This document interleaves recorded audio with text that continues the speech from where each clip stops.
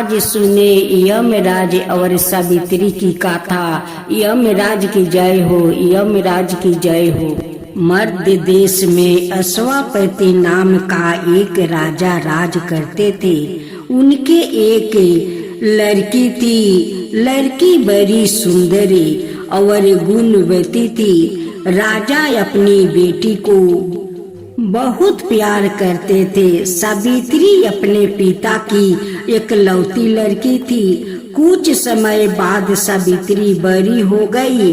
राजा इसका विवाह करना चाहते थे। इन्हें कोई योग वर नहीं मिला। अश्वापति ने सावित्री से कहा, अभी तक तुम्हारे लिए कोई वर नहीं मिला है। अब तुम खुद जाकर अपना वर ढूंढो। एक रथ पर बैठकर सावित्री अपना पति चुनने के लिए गई। उसके साथ बहुत से नौकर थे। चलते चलते वो जंगल में पहुंची। वहां से उसने एक नौजवान को देखा। वो लकड़ी काट रहा था।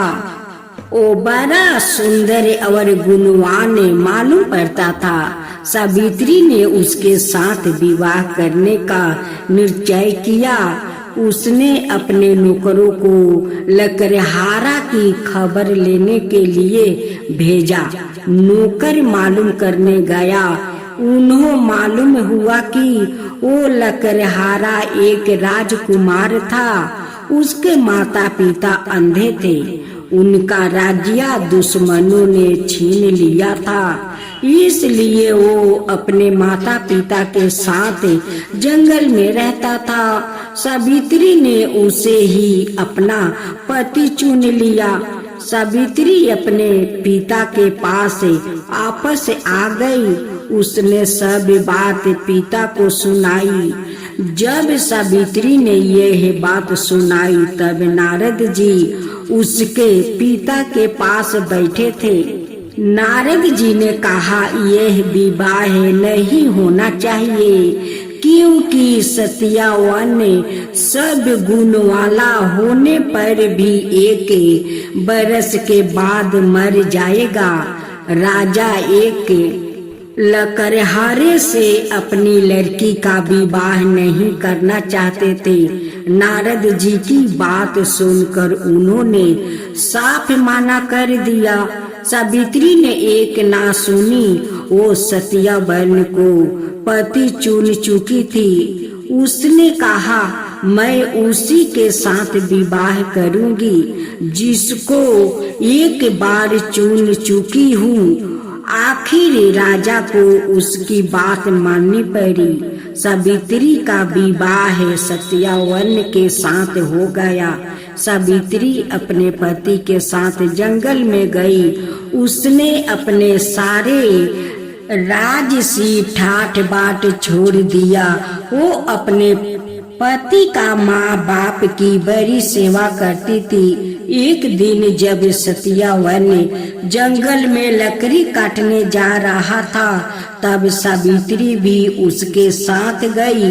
वहाँ जानती थी कि आज सत्यावन मर जाएगा। यह बात उसे नारद जी ने बता दिया था। लकड़ी काटते काटते सत्यावन के सिर में दर्द उठा। वो सावित्री का पास आया। सावित्री ने उसका सिर अपनी गोद में रख लिया। कुछ समय बाद वो मर गया। मरने के बाद यमराज आए और उसकी आत्मा को लेकर चले। सावित्री उनके पीछे पीछे जाने लगी। यमराज उसका पति प्रेम देख कर बहुत प्रसन्न हुआ। उन्होंने कहा, सावित्री, मैं तुमसे बहुत खुश हूँ। तुम कोई वर मांगो। सावित्री ने कहा, मेरे पति का माता पिता अंधे हैं। हे भगवान, आप कुछ देना चाहते हैं तो मेरे सास ससुर को आँख दे दीजिए। फिर से देखने लगे। यमराज ने उसे यह वरदान दे दिया। सावित्री फिर भी उनके साथ जाने लगी। इस बार यमराज ने फिर वर मांगने को कहा। इस बार सावित्री ने अपने सास ससुर का खोए हुए रजिया मांगी, उसे यह भी मिल गया। फिर भी वो यमराज के साथ जाने लगी। अंत में उसने सत्यावन के द्वारा 100 पुत्रा की माता बनने का वरदान मांगी, उसे यह भी मिल गया। इतने पर भी सावित्री ने यमराज का साथ ना छोड़ा। उसने कहा, मेरे पति की आत्मा को आप ले जाएंगे तो मेरा 100 पुत्रा कैसे होगा।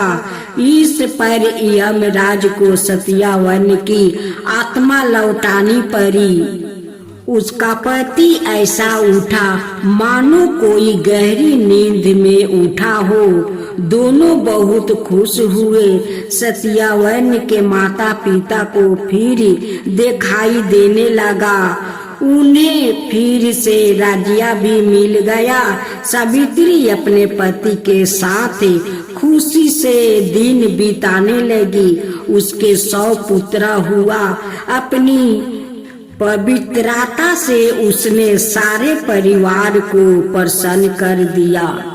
हे यमराज, जैसे आप उस सावित्री को पति को प्राण लौटा दिया, वैसा ही सबका ऊपर कृपा करना। हे यमराज, सबका ऊपर कृपा करना। यमराज की जय हो, यमराज की जय हो। राज की कथा। एक समय की बात है जब पृथ्वी लोक पर बाबरू वाहन नाम का एक राजा हुआ करता। उनका राज बड़ा ही सुख था, समृद्धि था। राजा भी बड़े दयालु थे। इस राज में एक ब्राह्मण हरिदास भी निवास करता था। हरिदास एक तपस्वी था और उसका विवाह गुणवती से हुआ था, जो कि बहुत ही सुशील, धर्मवती और पतिव्रता महिला थी। गुणवती ने जीवन भर में सभी देवी देवताओं की उपासना की और सभी प्रकार के व्रत की और दान धर्म भी किया करती थी। इसके अलावा अतिथि सेवा को भी अपना धर्म मानती थी। ऐसे ही हंसी खुशी और ईश्वर की उपासना करते हुए वो वृद्ध हो गई। जब उसकी मृत्यु हुई तो धर्मराज के दूत उसे अपने साथ धर्मराजपुर ले गए। यमलोक में सुंदर सिंहासन पर धर्मराज विराजमान थे और उनके ही पास में चित्रगुप्त भी बैठे थे।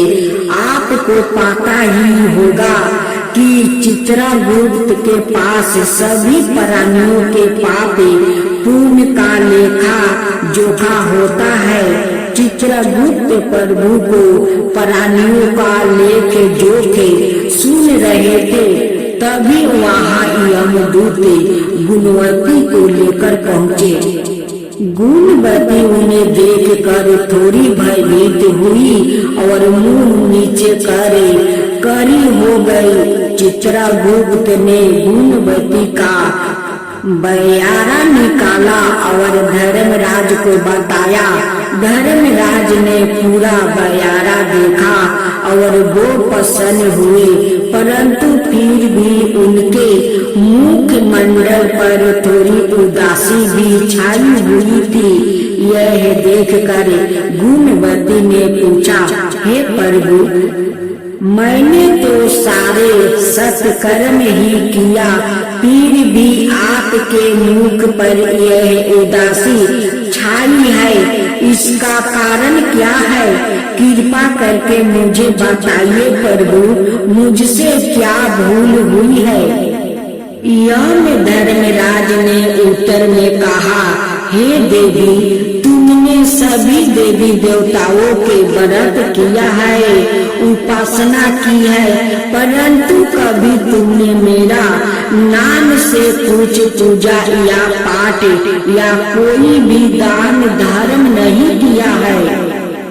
धर्मराज की यह बात सुनते ही गुणवती क्षमा याचना करने लगी और कहने लगी, हे प्रभु, मुझे आपकी उपासना के बारे में कुछ ज्ञात नहीं है। मैं नहीं जानती आपकी उपासना कैसे करते हैं। कृपा करके मुझे वो उपाय बताइए प्रभु, जिससे कि सभी मनुष्य आपकी कृपा के पात्र बन सके। यह सुनकर गुणवती ने धर्मराज जी से क्षमा याचना की और कहा कि मैं आपकी उपासना नहीं जानती थी। कृपा करके वो उपाय बताइए जिससे सभी मनुष्य आपकी कृपा के पात्र बन सके।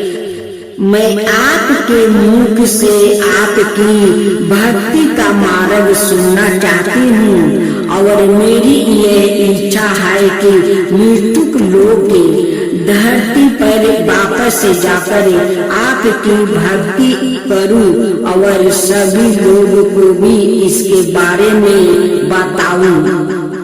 धर्मराज जी ने उसकी विनती सुनकर बताया, जिस दिन सूर्यदेव उत्तरायण में प्रवेश करते हैं, यानी कि मकर संक्रांति के दिन मेरी पूजा शुरू करना चाहिए और उस दिन से लेकर पूरे 1 बरस तक मेरी पूजा करते हुए गाथा सुनना चाहिए और एक दिन भी पूजा या गाथा नहीं छूटनी चाहिए। साथ ही पूजा करने वाले व्यक्ति को धर्म के इन 10 नियमों का पालन करना चाहिए।